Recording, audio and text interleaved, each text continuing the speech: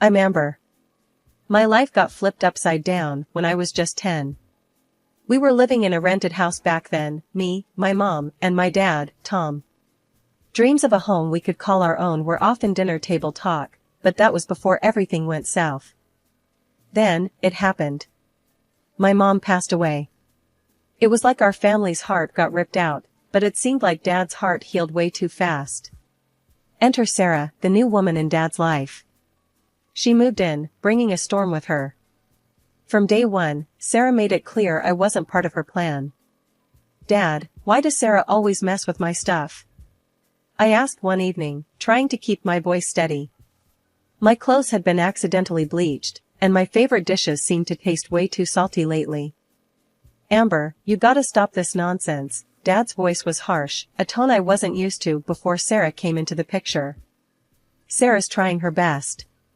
You're imagining things." "But I'm not." I protested, but Dad's look told me to drop it. It was the same every time. My words against hers, and hers were the only ones he seemed to hear. Sarah had this way about her, making it look like she was the victim, always. "I don't know what you're talking about, Amber. Maybe you're just not used to someone else being in the house," she'd say with a fake concern that didn't fool me. But it sure fooled Dad. "I'm telling you, she's doing it on purpose." I'd cry out, but Dad wouldn't have any of it. "Enough, Amber. I won't hear another bad word against Sarah. You understand? You're the one causing trouble here. Keep it up, and there'll be consequences." He'd snap back, his patience with me wearing thin. It was like talking to a brick wall, only the brick wall used to tuck me in at night and read me stories. Things got so bad I thought about talking to Grandma about it, but I chickened out. She loved Dad so much, and telling her how he was acting now, how he was choosing Sarah over me, it'd break her heart. So, I kept it all inside, hoping maybe it'd get better, that Dad would see through Sarah's act. But it never happened. Sarah's little accidents became my daily dread. Clothes ruined, food spoiled, and the smallest of my complaints turned into World War III at home. "Dad, my jeans are ruined, look." I showed him one day, holding up a pair of jeans that looked like they'd had a one-on-one with a bottle of bleach. "Looks like you're not taking care of your things, Amber. Maybe if you were more responsible, these things wouldn't happen." Dad dismissed it like it was nothing, Sarah smirking over his shoulder.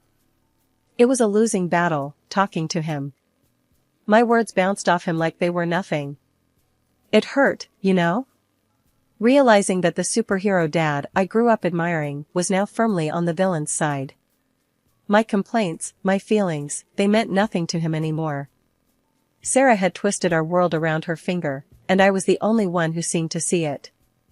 That's how it began, the story of my shattered family. A tale of loss, not just of my mom, but of the father I thought I knew. It's a story I never thought I'd have to tell, but here we are. And trust me, it's only the beginning. Living with Dad and Sarah was like being stuck in a never-ending nightmare. From the moment Sarah stepped into our lives, things took a turn for the worse. But it wasn't just the constant belittling and sabotage that got to me, it was Dad's blind loyalty to her, no matter what. I learned pretty quickly that complaining to Dad was about as useful as talking to a brick wall. Every time I brought up Sarah's antics, he'd brush it off like it was nothing, or worse, accuse me of making things up.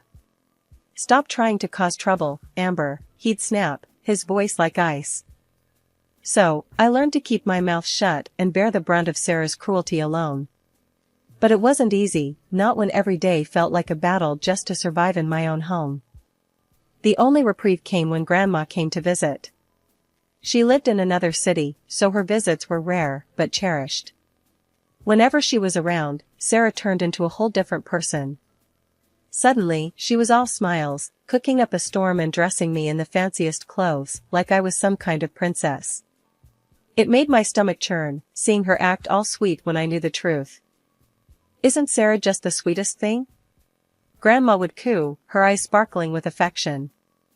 I'd force a smile, nodding along even though I felt sick to my stomach. "Yeah, she's something all right," I'd mumble, trying to ignore the knot of resentment building in my chest.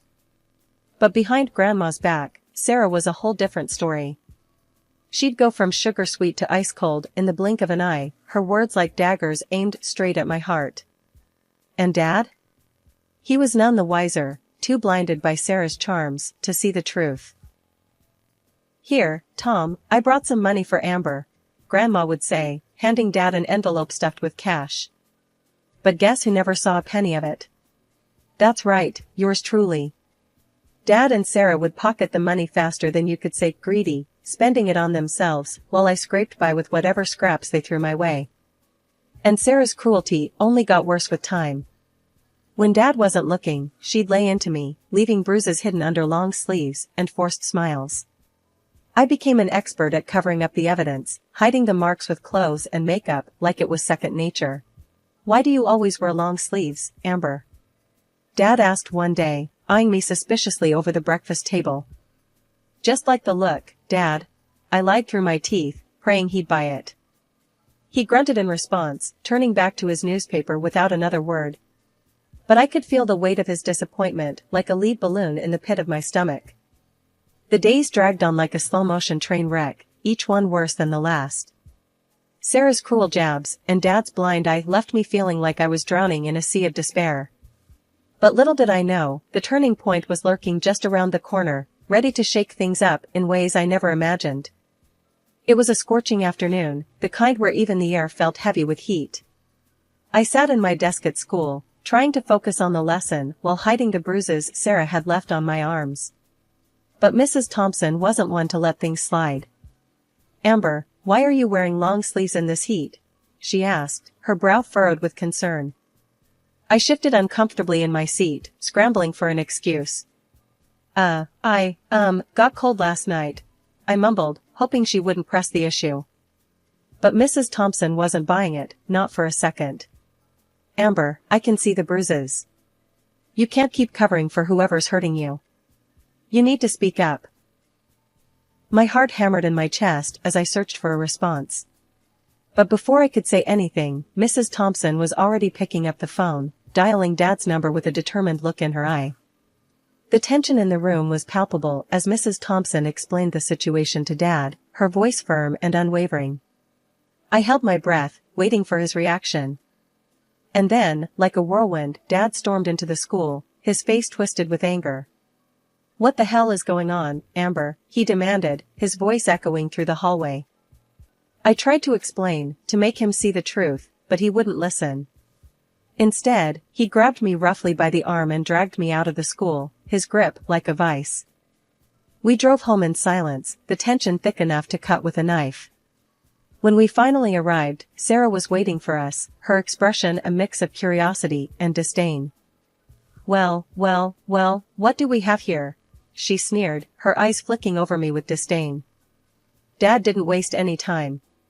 He launched into a tirade, accusing me of embarrassing him and making up lies about our family. I tried to defend myself, to make him understand, but it was like talking to a brick wall. "You're a disgrace, Amber," he spat, his words like a slap in the face. Alone in my room, tears streaming down my cheeks, I realized something. I couldn't rely on them anymore. I had to stand up for myself, to find the strength to break free from their toxic grasp. After a few hours of me being locked away in my room, Dad came knocking, his tone unusually calm but still laced with a cold sternness. "Amber, we need to talk. Now." I hesitated but knew better than to keep him waiting. Dragging myself out of bed, I found Sarah and Dad sitting at the dining table, their expressions stern and unwelcoming. "Sit down," Dad commanded, pointing to the empty chair opposite them. I obeyed, my heart sinking as I prepared myself for whatever was coming next. Dad cleared his throat, his gaze fixed on me like I was some sort of defendant in court. "Your stepmom and I have been talking. We're sick and tired of your stories and accusations. It's got to stop, Amber." Sarah chimed in, her voice dripping with fake concern. "We only want what's best for you, dear. But spreading lies and trying to tear this family apart is not the way." Dad's voice hardened. "If you keep this up, telling these tall tales about Sarah, there's only one way this is going to end. We'll have no choice but to send you away. To an orphanage. The word hit me like a ton of bricks. Orphanage? Were they serious? My own family sending me away because I was a problem? Think about your behavior, Amber. This is your last warning, Dad added before dismissing me with a wave of his hand. Go to your room. Stunned and defeated, I retreated back to my room, their words echoing in my mind. The threat of being sent away was terrifying, yet it also ignited something in me, a determination not to let them break me, no matter what. The echo of my heart pounding was the only sound filling my ears as I dialed Grandma's number. The phone felt slippery in my sweat-dampened palms, a lifeline in the midst of the storm that had become my life. When she answered, her voice was like a beacon in the darkness. Grandma, it's me, Amber. I stammered out, trying to keep my voice steady. I need your help. What's wrong, dear? Her voice was laced with concern, cutting through the fear that had wrapped itself around me. Through choked sobs, I laid bare the truth of my existence under Dad and Sarah's roof. The hidden bruises, the whispered threats, their plan to discard me like an unwanted toy to an orphanage. Grandma's response was swift and decisive. Stay put, Amber. I'm on my way. Hours later, she was at our door, her presence commanding the room like a storm. Dad tried to block her path, puffing up in a display of authority he hadn't earned. You can't just take her, Mom. I'm her father, for God's sake. Grandma's gaze was steely, unflinching. And you've failed her, Tom. I won't let you destroy her life. Sarah, ever the snake, tried to slither in with her venom. She's making it all up. It's all attention-seeking. I've seen the bruises, Sarah. Your act doesn't fool me, Grandma countered with a glare that could freeze hell over. The journey to Grandma's house was silent, a shared quiet that spoke volumes. The relief of escaping that house was a balm to my soul, yet fear of what lay ahead gnawed at the edges of my newfound freedom. Grandma's home was a stark contrast to the coldness I had come to associate with family. Warmth enveloped me, not just from the crackling fireplace, but from the love that seemed to permeate every inch of the space. Amber, you're safe here. You always will be, Grandma said as she handed me a cup of tea, her eyes softening. I don't know how to thank you, I whispered, the warmth of the cup seeping into my hands. Just be yourself, dear. That's all I've ever wanted for you. Days turned into weeks, and Grandma's house became a sanctuary. She became my mentor, teaching me life skills that were about more than just surviving, they were about thriving. We explored the world together, visiting places I had only dreamed of. Each trip was an adventure, a chance to see the world through eyes unclouded by pain.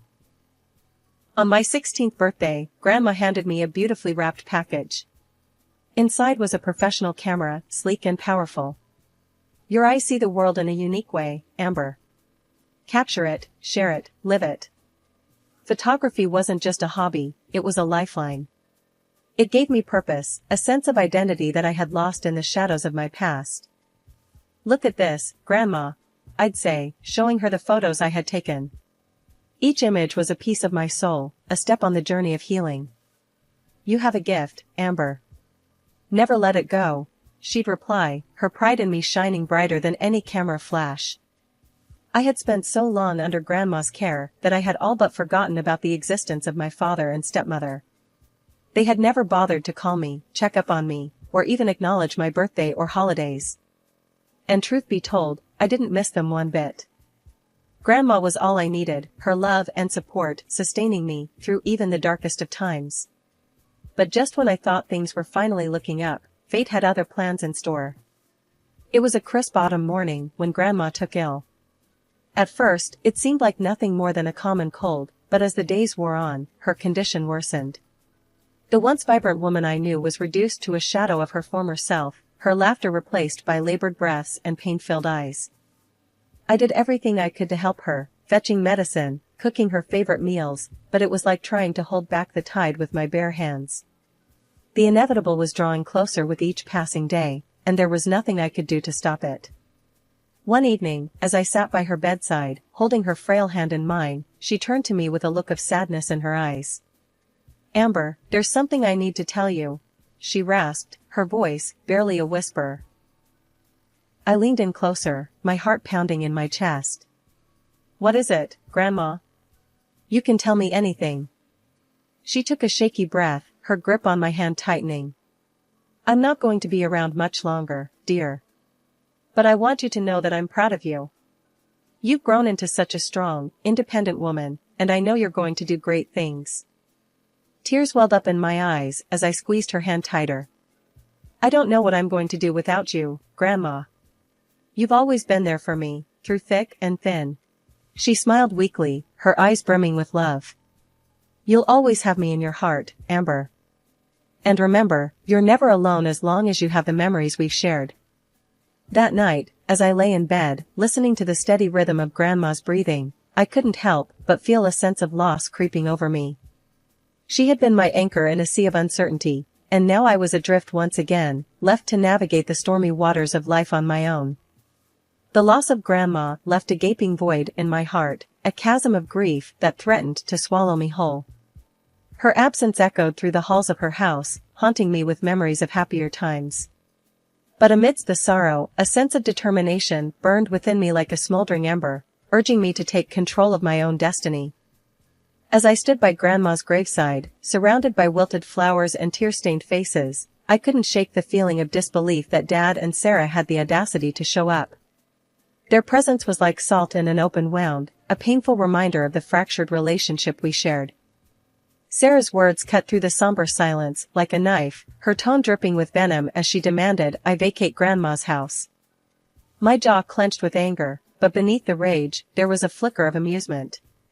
Did they really think they could just waltz in and claim what was rightfully mine? A bitter laugh escaped my lips, drawing puzzled glances from Dad and Sarah. You two really are something else, I said, my voice laced with sarcasm. You think you can just kick me out of Grandma's house and take everything for yourselves? Dad's eyes narrowed, his fists clenching at his sides. It's not like that, Amber. We just want what's best for you. What's best for me? I scoffed, incredulous. You mean what's best for you? Sarah's face twisted with indignation, but before she could retort, I delivered the final blow. You know what's funny? Grandma saw right through you too. That's why she left the house and $500,000 to me. But the drama didn't end there. Dad's initial shock turned to joy. He began shouting about how, as my guardian, he would control my inheritance. Sarah's eyes gleamed with anticipation as she talked about how they'd spend my money. I couldn't help but laugh at their ignorance. You two really are clueless, I said, shaking my head. You think you can control me? Well, guess what? I turned 18 a month ago. I'm in charge now, and you're not getting a penny.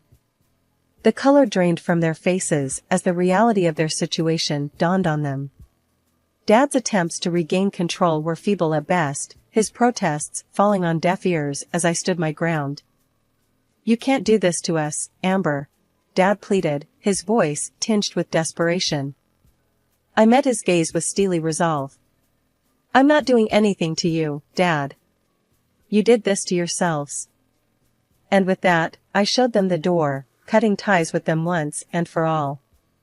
As they slunk away, defeated, I felt a sense of liberation wash over me.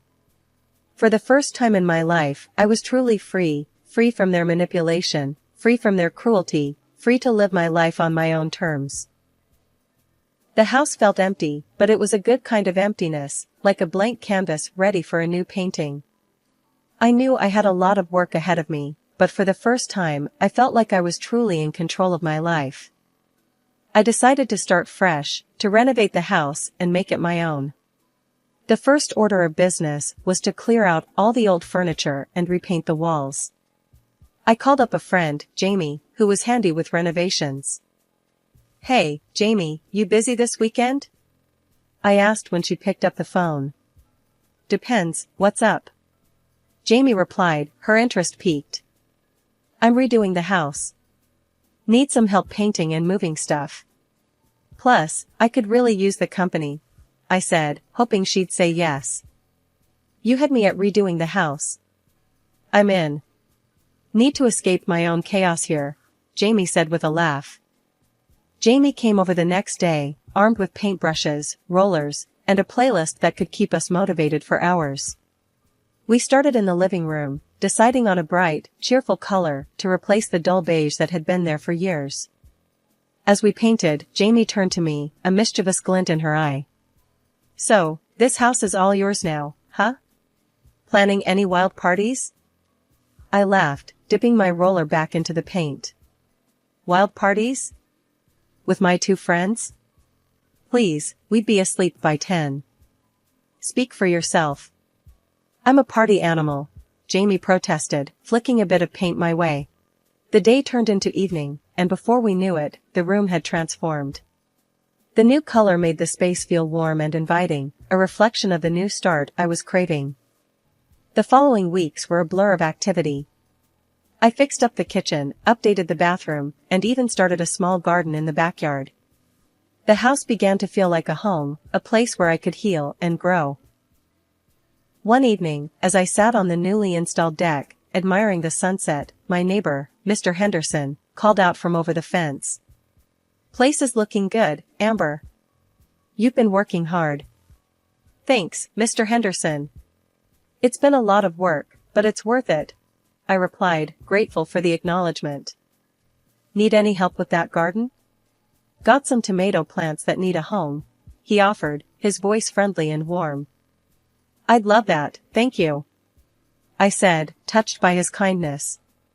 It felt good to be part of a community, to connect with people who genuinely cared. As the days passed, I threw myself into making the house my sanctuary. I hung photos of my adventures with Grandma, filled bookshelves with my favorite novels, and turned one of the spare rooms into a photography studio. My passion for photography, sparked by the camera Grandma had given me, had grown into a full-blown hobby. One afternoon, while sorting through some old boxes in the attic, I stumbled upon a collection of Grandma's journals. Curious, I opened one and began to read.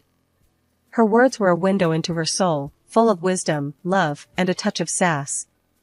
I realized then that, even in her absence, Grandma was still guiding me, still a part of my journey. It's been a whole decade since I've turned the page on what was a pretty rocky chapter of my life. At 28, things are looking up. I'm killing it as a lawyer in one of those high-flying firms, cruising around in a car that's as sleek as they come, surrounded by a squad of mates who are more like family, and yeah, there's this guy I'm seeing. Life in Grandma's old place has been nothing short of a blessing. Then, out of nowhere, my dad rings up. Haven't heard a peep from him in 10 years, and suddenly, here he is, popping up like a bad penny. "Hey, Amber, it's me," he starts, his voice all shaky. I need your help." I'm like, who is this again, knowing full well who's on the other end. "It's your dad. Listen, me and Sarah, we're in deep. Debt's up to our eyeballs. I wouldn't ask if it wasn't serious. I need money, kiddo."